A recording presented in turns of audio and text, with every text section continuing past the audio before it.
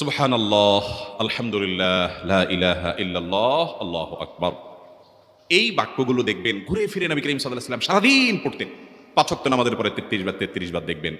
আবার দেখবেন সকাল সন্ধ্যায় সুবহানাল্লাহি ওয়া বিহামদি 100 বার, সুবহানাল্লাহি ওয়া আলহামদুলিল্লাহি আল্লাহু আকবার 100 বার।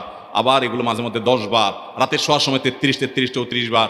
বিভিন্ন সময় দেখবেন ঘুরে ফিরে এই সুবহানাল্লাহ, আলহামদুলিল্লাহ, লা ইলাহা ইল্লাল্লাহ, আল্লাহু আকবার এগুলো একটা মিজানের পাল্লাকে পরিপূর্ণ করে দেয়। কোনটা আসমান এবং জমিনের মধ্যবর্তী জায়গায় সওয়াব দিয়ে পরিপূর্ণ করে দেয়। এত বেশি ফজিলতপূর্ণ জিকির। এইজন্য পুরো কোরআন হাদিসের দোয়া এবং জিকিরের নির্যাসের শেষ এবং 6 নম্বর হলো বেশি বেশি করে দিন রাত 24 ঘন্টা যখন সুযোগ পাবেন, যেখানে যেখানে হাদিসে যে সংখ্যা বলা আছে ওটাতে করবেনই, ওর বাইরেও বেশি বেশি করে সুবহানাল্লাহ, আলহামদুলিল্লাহ, লা ইলাহা ইল্লাল্লাহ, আল্লাহু আকবার বেশি বেশি করবো না ইনশাআল্লাহ।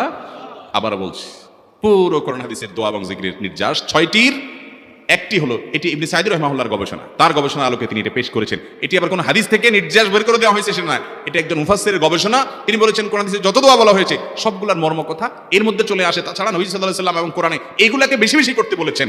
আলিজ্জু, আকসিরু, মান লাজিমা এই শব্দগুলো ব্যবহার করা হয়েছে। এই জন্য এগুলো বেশি বেশি করে করতে হবে। এই যে শেষেরটা নবী সাল্লাল্লাহু আলাইহি ওয়াসাল্লাম সবসময় বিভিন্ন জায়গায় করতেন।